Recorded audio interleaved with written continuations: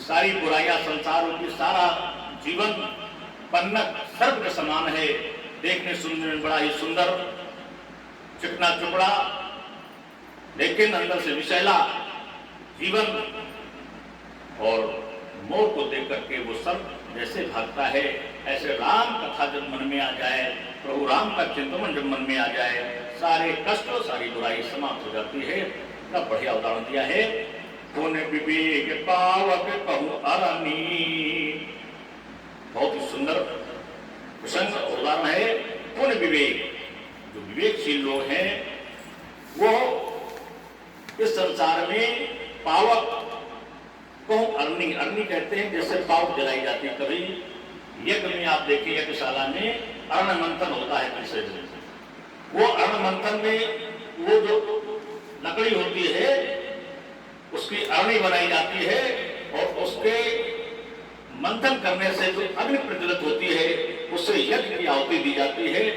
ऐसा हमारे प्रभु राम के लिए हमारे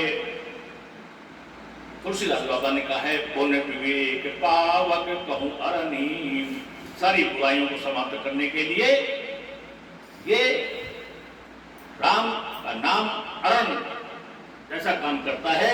अरण वो लकड़ी को कहते हैं जो जिससे अरण मंथन यानी अग्नि प्रज्वलित की जाती है, अग्नि प्रज्वलित होती है, जिससे ज्ञान प्राप्त करने के लिए, प्रभु राम को प्राप्त करने के लिए, भगवत प्राप्त करने के लिए, भक्ति प्राप्त करने के लिए यह राम का नाम ऐसे काम करता है। दूसरा भाव है जैसे अरण, वो लकड़ी जो यज्ञ में आहुति देने के लिए, यज्ञ में अग्नि प्रज्वलित करने के लिए अरण लकड़ी काम करती है। ऐसे भक्ति भाव में आने के लिए, सत्कर्म करने के लिए प्रभु राम का नाम अरण लकड़ी की जैसा काम करता है। ऐसा हमारे बाबा तुलसीदास जी ने बताया है। राम कथा कलि कामद गाई, बहुत ही सुंदर बात कही है। राम कथा कलि, इस कलयुग में राम की कथा, कामद कहते हैं सभी मनोकामना पूर्ण करने वाली, सभी मनोकामना को पूर्ण करने वाली गाय का क्या नाम है? काम। ये कलि कामद, कलयुग में सारे मनोरथों को पूर्ण करने वाली कामद, कामधेनु गाय, गाय है कामधेनु के समान है राम कथा। जैसे कामधेनु से आप जो मांगे वो मिलता है, ऐसे राम की कथा से जो मांगो वो मिलता है। हमारे बाबा तुलसीदास ने कहा है ये राम कथा साधारण चीज नहीं है, ये साक्षात कामधेनु गाय है।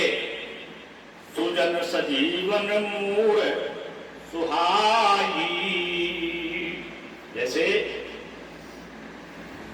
जीवन प्राण दान देने के लिए एक सजीवनी बूटी होती है, ऐसे सचित जीवन, सुखमय जीवन, प्रभु राम में जीवन, भक्त में जीवन, सदाचारी जीवन, सत्कर्मी जीवन के लिए राम का नाम सजीवन मूल सुहाई, सजीवनी जड़ी बूटी है। जड़ी बूटी, राम के नाम को जड़ी बूटी बताया। जैसे सजीवनी से व्यक्ति मरता हुआ भी जीवित हो जाता है, ऐसे यदि राम का नाम आप लेंगे तो पूरा जीवन कल्याण में हो जाएगा। इस सजीवनी बूटी बताई है।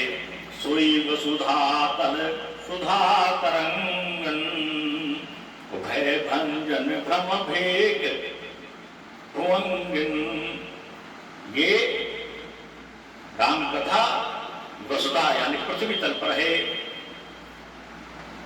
कलयुग में सभी मनोरथों को पूर्ण करने वाली है ये राम कथा। सुधा कहते हैं अमृत को, अमृत के समान तरंग देने वाली। किसी संसाधन में इतना सुख नहीं मिलता है जितना प्रभु राम की कथा में सुख मिलता है।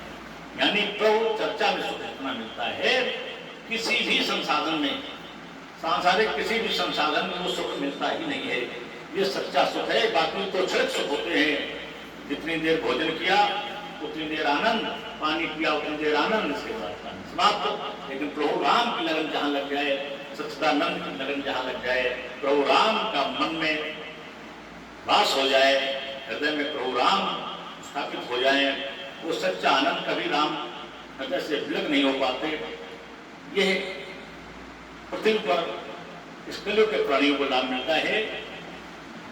असुर से सम नरक निकंदन, बहुत ही सुंदर बात कही है।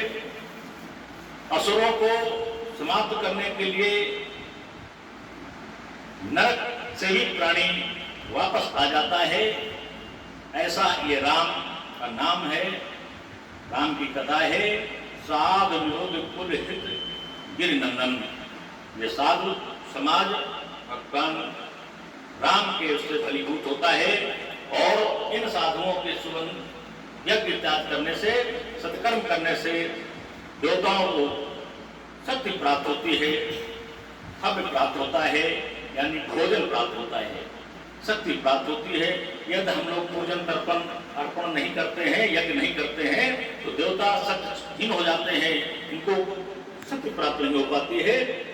इसलिए असुर सेन सम नरक निकंदन, असुरों को नरक के जाने के बाद भी यदि भगवान राम का स्मरण आ जाता है तो उससे भी ये वापस आ जाते हैं। साधु विबुध कुल हित गिरिनंदन, यह राम कथा असुरों के सेना के समान को समाप्त करने वाली है। नरक जैसे पापियों पाप कुंड में पड़ने के बाद भी उससे निकल आने के समान है, नरकों को नाश करने वाली है। साधु में ये संत समाज पयोध रमासी, बहुत बढ़िया बात कही है। ये प्रभु राम में जब समाज होता है, संत समाज होता है, पयोध, पयोध ही क्यों कहा गया? पय माने दूध, दूध का स्रोत यानी क्षीर सागर, पयोध शब्द का प्रयोग किया गया है। रमासी, वो लक्ष्मी का जिसमें वास हो, ऐसा संत समाज बन जाता है जिसमें राम कथा होती है, पूरा देवलोक बन जाता है। तुलसीदास हित ही तुलसी सी, और इसका इतना प्रभाव है राम कथा का, जैसे कि माँ, तुलसी माँ है तुलसीदास जी की, जैसे माँ निश्चल होती है अपने बेटे के लिए, तुलसीदास हित ही तुलसी सी, तुलसी का उदाहरण दिया है। जैसे तुलसी यानी हमारी माँ निश्चल भाव से अपने हृदय में बेटे को रखती है और बेटे के सुख के लिए चिंतन करती है, सुख कैसे मिलेगा, कहीं से ऐब न होने वाला चिंतन, कहीं से ऐब न होने वाला चिंतन ये माँ तुलसीदास जी जैसे करती है। पत्नी ने तिरस्कृत कर दिया, पत्नी ने घर से भगा दिया, लेकिन माँ ने कभी भी बेटे को घर से नहीं भगाया, तिरस्कृत नहीं किया, इस हर्ष में स्नेह और प्यार और दुलार दिया है। जैसे निश्चल भाव हमारी माँ तुलसी का था, ऐसे ही हमारे प्रभु राम की कथा है पावन। राम ही प्रिय पावन तुलसी, इतनी पावन वैसे ही सुंदर कथा है हमारे भगवान राम की। यदि प्रभु राम के शरण कोई चला जाता है तो जैसे माँ हर समय बेटे का कल्याण करती है, ऐसे राम कथा हर समय कल्याण ही कल्याण करते हैं। इतना बढ़िया उदाहरण दिया गया है हमारे तुलसीदास बाबा ने, बहुत ही सुंदर कथा कही है।